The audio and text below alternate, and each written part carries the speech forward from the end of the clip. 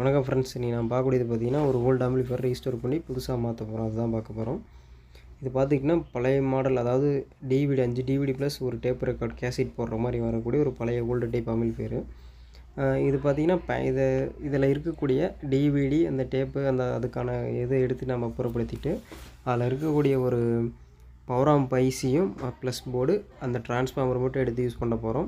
அதோட கேபினெட்டையே நம்ம இருக்கக்கூடிய அதோட கேபினெட்டையே என்ன பண்ணுறோம், நல்ல கண்டிஷனில் இருக்கிறதுனால அந்த கேபினெட்டையே நம்ம சைஸ் யூஸ் பண்ணக்கூடிய ஆம்பிளிஃபையர் சைஸுக்கு ஏற்ற மாதிரி மாடிஃபை பண்ணி ரெடி பண்ண போகிறோம். இதில் யூஸ் பண்ணிக்கூடியது பார்த்திங்கன்னா ஒரு ஹைப்ரிட் ஐசி, அதாவது silicon thick film hybrid IC.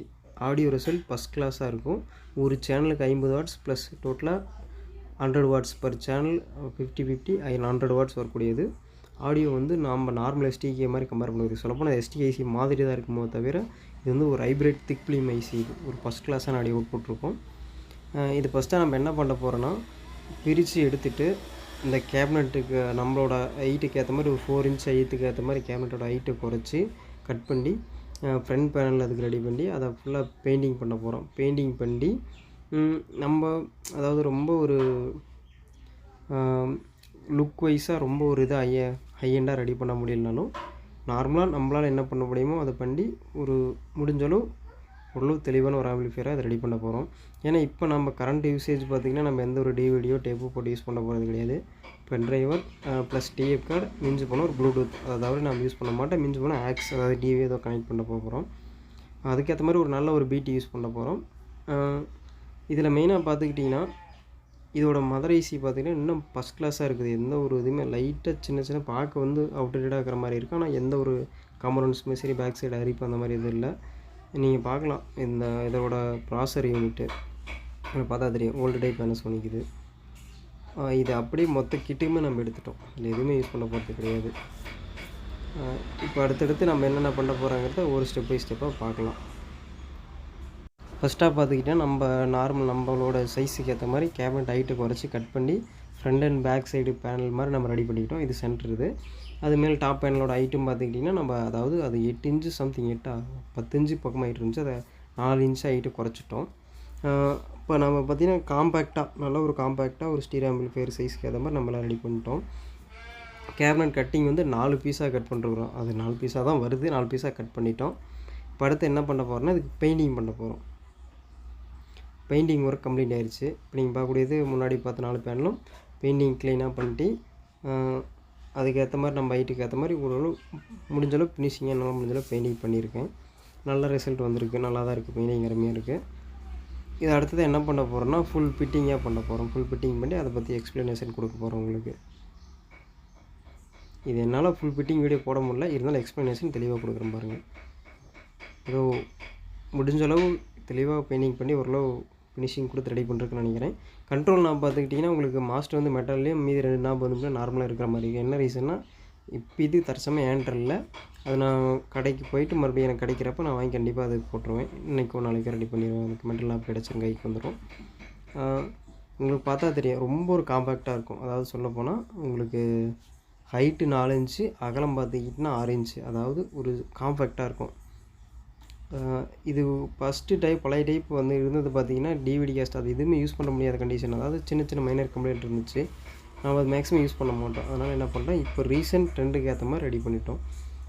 இதில் ஆடியோ அவுட்புட் நான் எதிர்பார்த்ததை விட பெட்டராக வந்திருக்கு. ஒரு ஃபஸ்ட் கிளாஸ்ன்னு சொன்னாங்க. மெயினாக அப்புறம் இன்னொன்று இதில் சொல்லணும்னு நினச்சேன், ஹீட் சிங். நம்ம நார்மலாக யூஸ் பண்ணக்கூடிய ஹீட் சிங்க்கும் பிராண்டில் யூஸ் பண்ணக்கூடிய ஹீட் சிங்க் என்றைக்குமே டிஃப்ரெண்ட் தான்.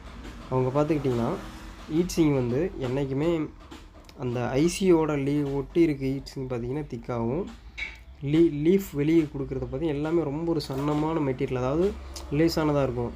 அது என்ன ரீசன்னா, ஹீட் ஆகிற ஹீட் அப்படியே எவாப்ரேட் ஆகுது.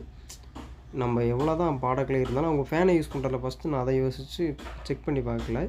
எவ்வளோ ஹீட் ஆனாலுமே எவாப்ரேஷன் உடனே ஆகுது. அதாவது நம்ம அடுப்புக்கிட்ட போனோமா, ஒரு கேஸ் எடுத்து ஸ்டவ் அந்த மாதிரி கிட்ட போகலாம், அப்படி அனல் தெரியும் பார்த்திங்களா, அதே மாதிரி பாட அந்த எவாப்ரேஷன் நல்லா ஃபீல் ஆகுது. நல்லா டிஸ்டன்ஸ் உடனே எவாப்ரேஷன் ஆகுது.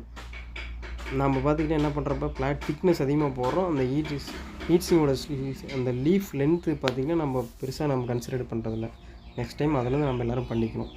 அதை கன்சிடர் பண்ணி அதுக்கேற்ற மாதிரி பண்ணுவோம். ஐசியோட லைஃப் ஆகட்டும் லைஃப் என்ஹான்ஸ் ஆகும். ட்ரான்ஸ்ஃபார்மர் இது கொஞ்சம் வார்னிஷ் அதெல்லாம் கொஞ்சம் பார்த்திங்கன்னா ஒளிஞ்சு கொஞ்சம் அன்கண்டிஷனாக இருந்ததுனால அதுக்கு கொஞ்சம் லைட்டாக பெயிண்டிங் பண்ணிக்கிட்டேன்.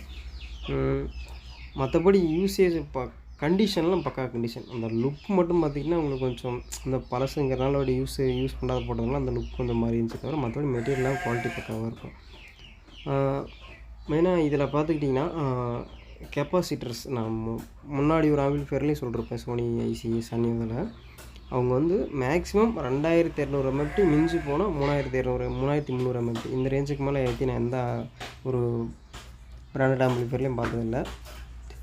ஒரு பக்காவாக அவங்க வந்து கால்குலேஷன் படி பக்காவாக பண்ணிருக்குறாங்க.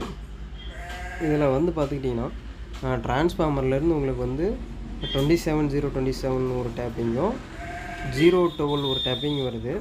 இதில் உங்களுக்கு அந்த உள்ள இதே ஒரே மதர் போர்டு இப்போ நீங்கள் பார்க்குற ஐசி போர்ட்லேயே வோல்டேஜ் கண்ட்ரோல் கூட எல்லாமே இருக்குது. உங்களுக்கு 5 வோல்ட்லேருந்து 7 வோல்ட்டு 9 வோல்ட்டு எல்லாமே வருது. நமக்கு தேவையானது பார்த்துக்கிட்டிங்கன்னா 5 வோல்ட் ஒன்று ஒரு 12 வோல்ட்டு பிடிக்கு அதுக்கு மட்டும் எடுத்து யூஸ் பண்ணிக்கிட்டோம். மற்றபடி ஃபேன் சப்போஸ் வைக்கிற பிளான் இருந்தால் அந்த கேப்பில் ஃபேன் வச்சு ஃபேனுக்கான ஒரு 12 வோல்ட் எடுத்துக்கணும் தான். மற்றபடி அதில் எந்த ஒரு யூஸ் பண்ணப்படுகிறது.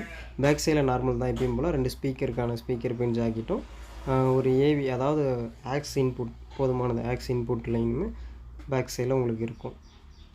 அந்த நம்ம என்ன ஆம்பிளிஃபையர் இருந்துச்சோ அதே ஸ்பீக்கர் ஜாக் எடுத்து யூஸ் பண்ணிக்கலாம். அது குவாலிட்டி வைஸ் இன்னமும் பக்காவாக தான் இருக்குது. அதனால் அதை எடுத்து யூஸ் பண்ணிக்கிட்டோம். ஏசி கார்டு ட்ரான்ஸ்ஃபார்மர்கிட்டே பார்த்திங்கன்னா பியூஸ் கொடுத்துருக்கோம். அதாவது வெளியே நம்ம வந்து பியூஸ் வைக்கிறதுக்கான ஏரியா பர்ஃபெக்டாக எல்லாத்தையும் இந்த சைடு வந்து பார்த்திங்கன்னா நம்ம ஸ்பீக்கர் ஏவி பின் இருக்குது. அந்த சைடு வந்து பியூஸ் வைக்கிறதுக்கான ஏரியா பர்ஃபெக்டாக இல்லைங்கிறதுனால உங்களுக்கு ட்ரான்ஸ்ஃபார்மர்கிட்டே ஒரு பியூஸ் பாக்ஸ் மாதிரி சின்னதாக வச்சு அவத்தியே கொடுத்துருப்பேன். சப்போஸ் எதாவது கம்ப்ளைண்ட்னா ஓப்பன் பண்ணி பியூஸ் சேஞ்ச் பண்ணிக்கிற மாதிரி. பியூஸ் எப்போவுமே கம்பல்சரியாக யூஸ் பண்ணணும். உங்களுக்கு நல்லா க்ளோஸ்அப்பில் பார்த்தீங்கன்னா தெரியும் இதில் யூஸ் பண்ணிக்கிற காம்போனன்ட்ஸ். அதாவது நான் எதனால் இது ஒவ்வொரு டைமும் இதுன்னு சொல்கிறேன்னா நம்ம இப்போ நார்மலாக மார்க்கெட்டுக்கும் பிராண்டடுக்கும் என்ன பண்ணுறாங்க எதனால் கிளாரிட்டி வருது அதை நம்ம தெரிஞ்சுக்கணுமா இல்லைங்களா? அதனால் சொல்கிறேன். நீங்கள் ஒவ்வொரு காம்போனன்ட்ஸோட மெட்டீரியலும் பார்க்கலாம் எல்லாமே பார்க்கலாம். நான் இதோட வேல்யூ எல்லாமே செக் பண்ணி பார்த்தேன். அக்யூரேசி வந்து பர்ஃபெக்டாக இருக்குது. அதாவது ஒரு 1.5K ஒரு 5.5Kன்னு பார்த்தீங்கன்னா கரெக்டாக பாயிண்ட் லெவல் கூட குறையாது. அவ்வளோ அக்யூரேசியாக இருக்குது. அதோட டாலரன்ஸ் ரெசன்ஸோட டாலரன்ஸ் கெப்பாசிட்டர் எல்லாமே பார்த்துக்கிட்டிங்கன்னா இதில் நான் அந்த பவர் கெப்பாசிட்டர் ரிமூவ் பண்ணி ஓப்பன் பண்ணி நான் கெப்பாசிட்டர் மீட்டர் போட்டு செக் பண்ணி பார்த்தேன். 2200 எம்எஃப்டிங்கிறது அந்த வேல்யூ அக்யூரேசி அப்படியே இருக்குது. இன்னமும் டவுன் ஆகலை. அவ்வளோதான் ஃப்ரெண்ட்ஸ், வீடியோ முடிஞ்சு. சின்னதாக ஒரு சாங் ப்ளே பண்ணி கேட்டேன், கேட்டு பாட்டு எப்படின்னு சொல்லுங்கள். ஆனால் ஆடியோ ஃபஸ்ட் கிளாஸாக இருக்குது. Bye friends.